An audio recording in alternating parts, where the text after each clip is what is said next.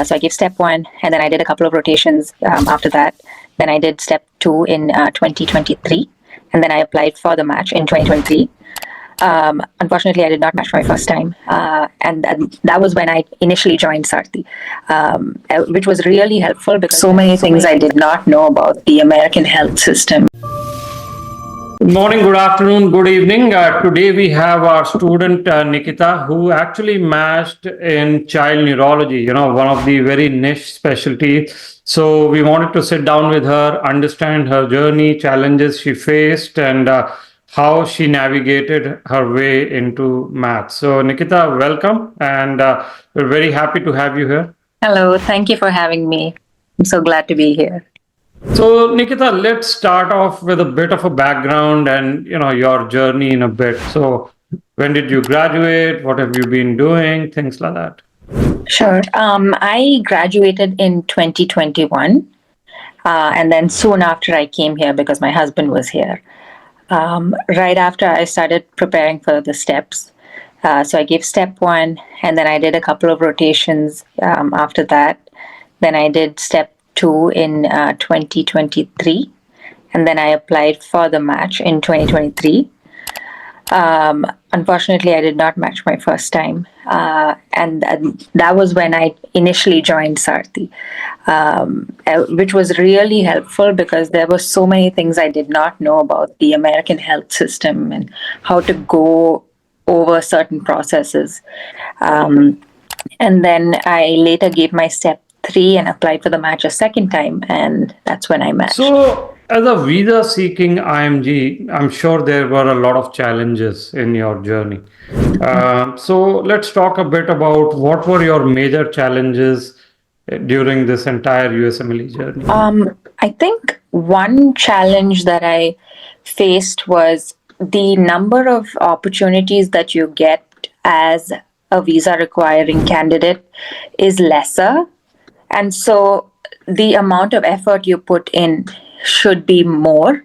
And it may be unfair, whatever it is, you have to do it. And so it's fine if you don't have, if they don't sponsor visa somewhere, it's fine. You can let that go to the next one. Keep trying to knock on every door that you can, and something will open up some way, That was one challenge. And then second challenge was I felt like the USMLE, the steps were a whole different ball game from I'm from India, so we have exams which are more written and less multiple choice type. So I think it took me a certain amount of time to get that learning curve of how to approach a question. So those were a few challenges, and then just learning how the system works, how to greet a person. Bedside manners are very different in the US than in India. But I enjoy, as you learn and as you do US clinical rotations, you learn, and it's very enjoyable. So, why child neuro? What drove you to child neuro? So initially, I was always interested in neurology.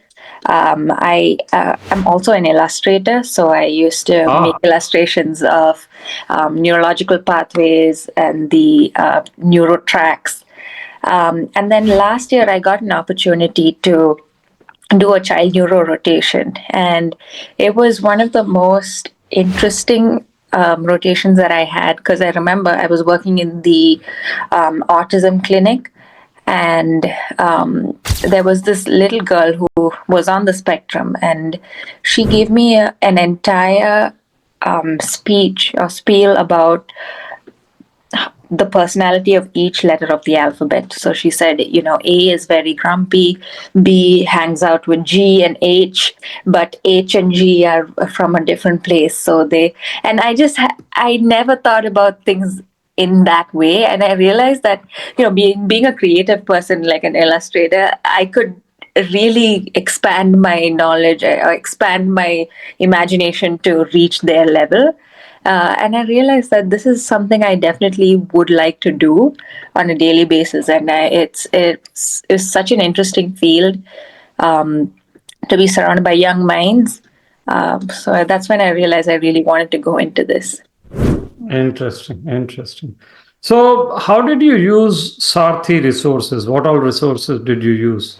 I think one resource that I would not go without is Dr. Hitun's lecture series. So I would listen to that like it was the Bible. There was those lecture series, and then there were these Telegram chat groups where people could ask questions. So most of everything was covered in those lecture series, and then some people would ask some things if it wasn't 100% it was covered, but then you miss some things. Just with respect to everything from how to fill your ERA CV, how to punctuate things, how to ask for a letter of recommendation. There is a how to on every step of the way. And, Dr. Hitun, I like her tough love kind of advice. There's no sugarcoating it, because that's what we need, because we don't have time to, you know, say this and that. We have to get to the point, and we have to get to the process right now. And so I really liked her method of just getting things through. She helped everyone, and it was very, very helpful. That was a great, great resource. Just using those lectures were great. And then another resource was, I had a mentor, so Dr. Villanilam, and he was also extremely helpful. He helped me edit my CV. He helped me word my CV. Um, I initially didn't know how to fill those experiences in, just because this is not the type of thing we do in India. To fill Right. CV, and then how to make a skeleton for a personal statement, how to develop on that story. Because initially I thought it has to be an interesting story, and you try to make up these extravagant situations in your head. That's not what they want at all. So just taking that entire time to put in your ideas and then work on them, because it's easy for someone else to write it and say, here, take this, but they really helped me work on my personal statement. Yeah. So, as we wrap up, what would be your tips for students going into the match this season with about maybe 5 months to go? What should they be doing?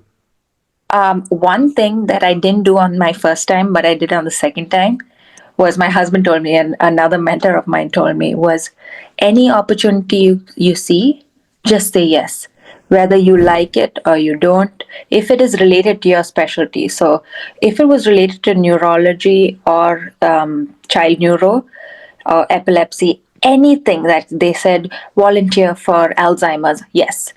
Try to do a research paper for yes.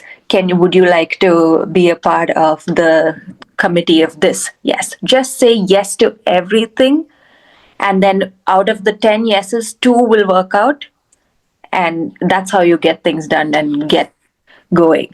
You cannot be choosy. Yep. Yeah. Okay. What else? What else? Any other tip? I Another great tip I did the second time as well was, when you're doing rotations or anything, just research rotations, volunteering, have a note in your on your phone, and just write the date and what you're doing, like volunteering, and then just write down points of what you did. Just like, okay, maybe distributed food pantry or did research. Just make it in points, and when you fill up your ERAS CV, it makes it so much easier. You already have the material, you just need to Yeah. make the punctuation nice or whatever. That's really helpful. Your whole journey, just keep adding to those notes. You use it or you don't use it, it's fine, but you always have that. Well, thank you. Thank you very much, Nikita. And I know you just moved and all. So thank you for taking time out. Much appreciate. And, good luck in your journey. Good luck now with Thank the you so much. new phase of your life. Thank you, Pawan. Thank you so much. Thank Really you. grateful Bye. to the Sarthi family. Thank you so much for watching. We hope that video provided valuable insights for your journey. Don't forget to subscribe to our YouTube channel and follow us on Instagram and Twitter. And check out our website for details on how we can guide you to a successful match.